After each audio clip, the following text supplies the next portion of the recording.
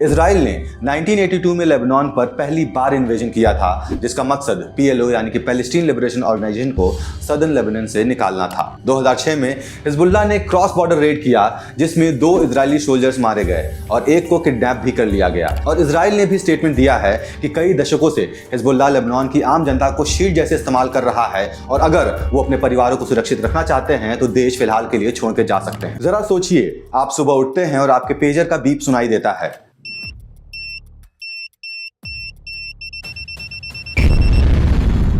लेकिन ये एक रूटीन मैसेज नहीं, बल्कि एक अजीब साइबर असॉल्ट का सिग्नल है। एक ऐसा अटैक जो गन्स और बॉम्ब से तो लड़ा ही जा रहा है, लेकिन टेक्नोलॉजी के जरिए भी एक अलग जंग चल रही है। ये कहानी है इजराइल के हिजबुल्लाह पर लेबनान में अटैक की, एक ऐसी लड़ाई जो मॉडर्न वॉरफेयर का फ्यूचर बदल के रख देगी। इस सिचुएशन को समझने के लिए हमें सबसे पहले 1980s में जाना पड़ेगा। इस कॉन्फ्लिक्ट की जड़ें लेबनीज सिविल वॉर के दौरान बनी, जो 1975 में शुरू हुई थी।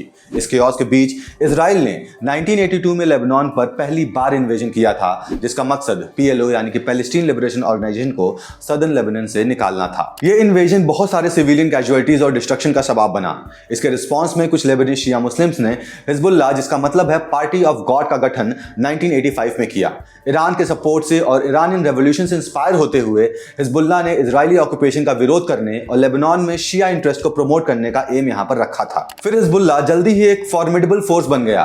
गुर्रिल्ला टैक्टिक्स का इस्तेमाल करके इजरायली ट्रूप्स पर काफी सारे अटैक्स किए और साल 2000 तक उनकी कोशिशों का नतीजा ये रहा कि इजराइल ने सदर्न लेबनीज से विड्रॉल कर लिया। यह हिजबुल्लाह के लिए एक सिग्निफिकेंट विक्ट्री थी, जिसने उनके इस्लामिक देशों में रेजिस्टेंस मूवमेंट की रेपुटेशन को बहुत ज्यादा बढ़ावा दिया। फिर ये कॉन्फ्लिक्ट कुछ सालों तक शांत रहा, लेकिन फिर से जुलाई 2006 में यह मसला फट गया। 2006 में हिजबुल्लाह ने क्रॉस बॉर्डर रेड किया, जिसमें 2 इजरायली सोल्जर्स मारे गए और एक को किडनैप भी कर लिया गया। इसके कारण इजराइल ने लेबनान में फुल स्केल मिलिट्री ऑपरेशन शुरू कर दिया था। ये वॉर 34 दिन तक चली और दोनों तरफ से हैवी कैजुअलिटीज भी हुई। इसमें 1000 से ज्यादा लेबनीज और लगभग 160 इजरायलीज की जान चली गई। इजराइल के एयर स्ट्राइक्स ने लेबनान का इंफ्रा को तबाह करके रख दिया, जबकि हिजबुल्लाह के रॉकेट इजरायली टेरिटरी के गहराइयों तक पहुंच गए थे। ये वॉर हिजबुल्लाह के इवॉल्विंग मिलिट्री कैपेबिलिटीज को दिखाता है, जिसमें उनके पास एक्सटेंसिव आर्सेनल ऑफ रॉकेट्स थे जो मेजर इजरायली सिटीज तक पहुंच सकते थे। ये भी दिखाता है कि इजराइल अपने एयर पावर और एडवांस टेक्नोलॉजी पर कितना डिपेंड करता था। अब हम 7 अक्टूबर 2023 पर आते हैं। टेंशन्स ड्रामेटिक तरीके से फिर से आगे बढ़ गई थी जब हमास ने इजराइल पर अक्टूबर 7 को सरप्राइज अटैक किया। यह अटैक इजराइल पैलेस्टीन कॉन्फ्लिक्ट में एक सिग्निफिकेंट एस्केलेशन था, लेकिन इसका सीधा असर हिजबुल्लाह पर भी पड़ा। इजराइल के गाजा में मिलिट्री एक्शंस का रिस्पांस में हिजबुल्लाह ने 8800 रॉकेट को नॉर्दर्न इजराइल पर लॉन्च कर दिया।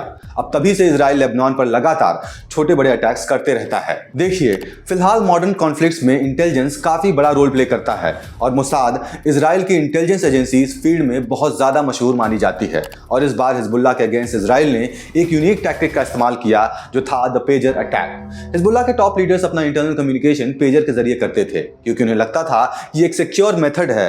लेकिन मोसाद और इजराइल के यूनिट 8200 साइबर इंटेलिजेंस ग्रुप ने इनकी इस आदत का फायदा उठाया। मोसाद ने हिजबुल्लाह के पेजर नेटवर्क को हैक किया और उनको फेक मैसेज भेजना शुरू किया, जो हिजबुल्लाह के लीडर्स को कंफ्यूज करने के लिए थे।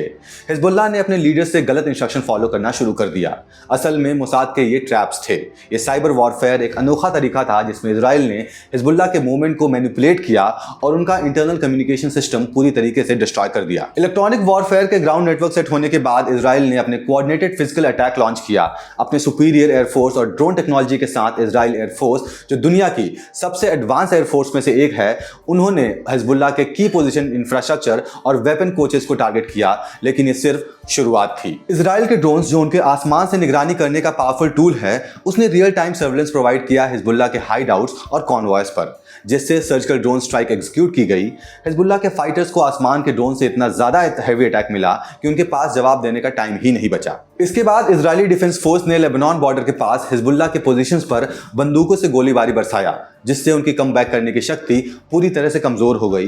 ये सब स्ट्राइक्स मोसाद के पेजर हैक और ड्रोन सर्वेलेंस से मिली इंटेलिजेंस के बेसिस पर की गई थी। तो अब सवाल यह है कि इजराइल की असली ऑब्जेक्टिव क्या था इस एग्रेशन अटैक के पीछे।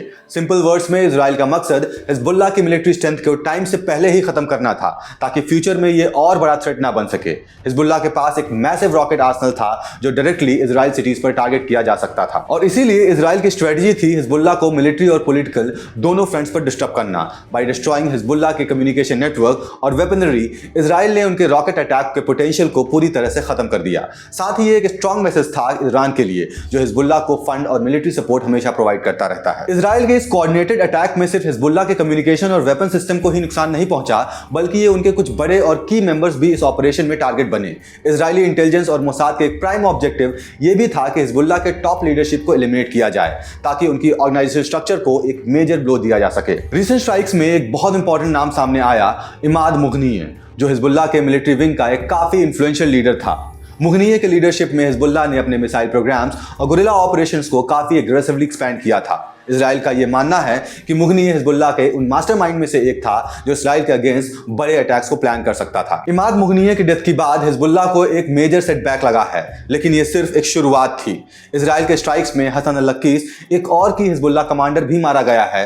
लक्कीस को हिजबुल्लाह के एडवांस ड्रोन और टेक्नोलॉजी प्रोग्राम का आर्किटेक्ट भी माना जाता था, और उसका एलिमिनेशन हिजबुल्लाह के ड्रोन वॉरफेयर कैपेबिलिटीज को एक मेजर नुकसान पहुंचाता है। ये दोनों हिजबुल्लाह के बैकबोन थे। मुगनिये ने मिलिट्री ऑपरेशन को एक्सपैंड किया, तो वहीं लक्कीस ने टेक्नोलॉजी को वॉरफेयर में इंटीग्रेट करने में मदद की थी।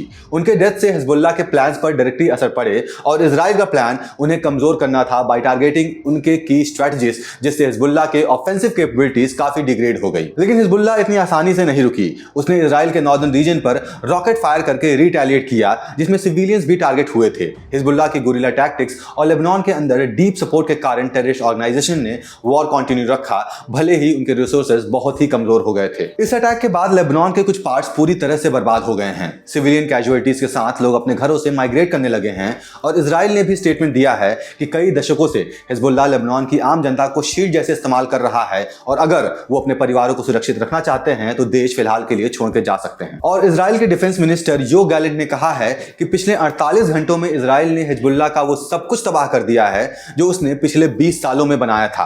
और फिलहाल इजराइल अपने शॉर्ट टर्म ऑब्जेक्टिव के साथ साथ लॉन्ग टर्म टारगेट्स भी अचीव कर चुका है, जैसे कि हिजबुल्लाह का ऑपरेशन को डिस्टर्ब करना, उनके रॉकेट आर्सेनल को वाइप आउट करना, और अपनी मिलिट्री को और टेक्नोलॉजिकल डोमिनेंस को एस्टैब्लिश करना। ये सब कुछ इजराइल ने पिछले कुछ दिनों में हासिल किया है। अब क्या भविष्य होगा इजराइल और हिजबुल्लाह के बीच के इस सालों से चले आ रहे कॉन्फ्लिक्ट्स का? इस अटैक ने शॉर्ट टर्म और लॉन्ग टर्म दोनों में ही हिजबुल्लाह को तबाह जरूर कर दिया है, लेकिन ये कॉन्फ्लिक्ट अभी खत्म नहीं हुआ है। हिजबुल्लाह अब भी लेबनान पॉलिटिक्स में डीपली इंटरेस्ट है, और ईरान के साथ उनका सपोर्ट अब भी मजबूत बना है। इजराइल और हिजबुल्लाह के बीच ये वॉर सिर्फ जमीन या पॉलिटिक्स के लिए नहीं है, बल्कि एक मल्टी लेयर कॉन्फ्लिक्ट है जो फिजिकल कॉम्बैट के साथ साथ इंटेलिजेंट और अब डिजिटल वॉरफेयर के लेवल तक आ चुका है। टेक्नोलॉजी जैसे जैसे इवॉल्व करेगी, वैसे वैसे ये कॉन्फ्लिक्ट अनप्रेडिक्टेबल और खतरनाक होता जाएगा। ये थी कहानी इजराइल के हिजबुल्लाह के खिलाफ वॉर की। और ऐसे वीडियो के लिए देखते रहिए द बल्ब को, और अगर आपको ये वीडियो पसंद आया हो तो चैनल को सब्सक्राइब करना मत भूलिएगा, क्योंकि इसी से हमें और अच्छी वीडियोस बनाने की प्रेरणा मिलती है। मिलते हैं आपसे अगले वीडियो में, तब तक के लिए धन्यवाद।